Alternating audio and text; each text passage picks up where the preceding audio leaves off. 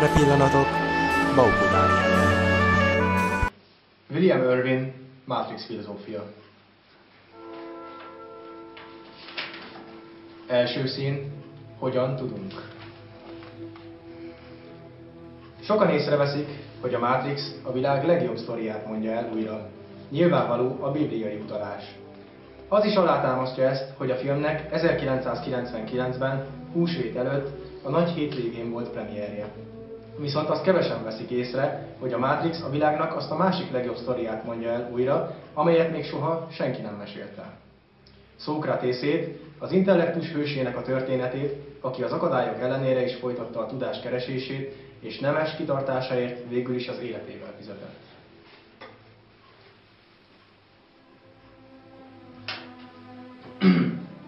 Miért nem ismeri a legtöbb ember azt a sztorit, amely a világ legnagyobb kultúránkban?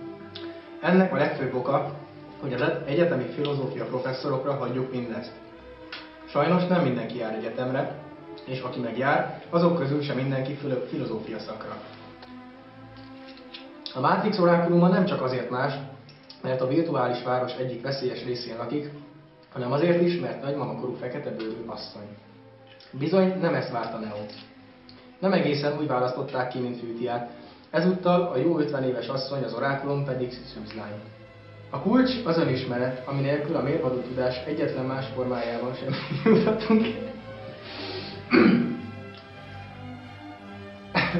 Ez a gondolat nem csak Szókratésznak fontos, meg a Matrixnak, hanem ott van a más filozófikus filmekben is. A harcban magára talál az ember. Csak emlékezzünk arra, hogy a fiúk nem sírnak, ugye? Című filmben becsapja önmagát, Lando. Meg arra, hogy ennek milyen végzetes következményei vannak. Képzeld el most, milyen volna a bilincsekből való felszabadulásuk, és az értelmetlenségből való meggyógyulásuk. Az árnyat, a tűzfény neveti a falra, nem pedig a legtisztább fény a napé. Egy föld nélküli embernél, és inkább elszenvedni, mint ama. Platón és Szókratész azt tanítják, hogy nem az érzékek, hanem az értelem segítségével lehet eljutni a belátásig. Nagyon bénulásikat olvastam. Hanem olyan, mint amelyeket akkor szenved el az ember, ha túl sok búfelejtőt iszik meg.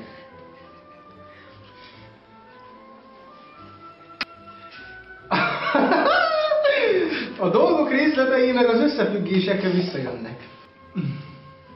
És felejtik majd, hogy valaha is eszükbe jutott a fontos kérdések is, meg a Viktor világegyetemre. Legtöbbjük csak nevet kínjában.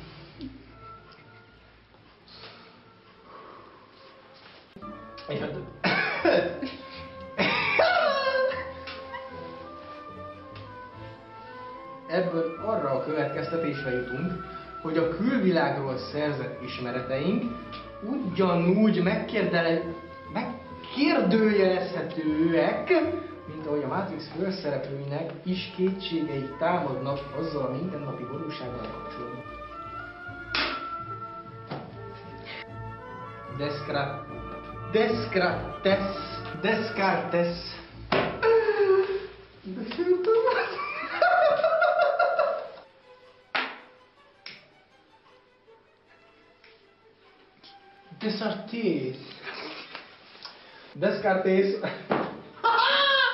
A kurva anyját!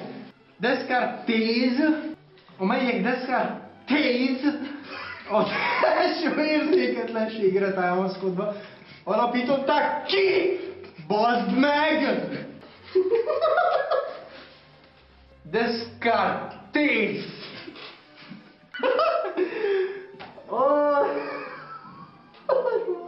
meg!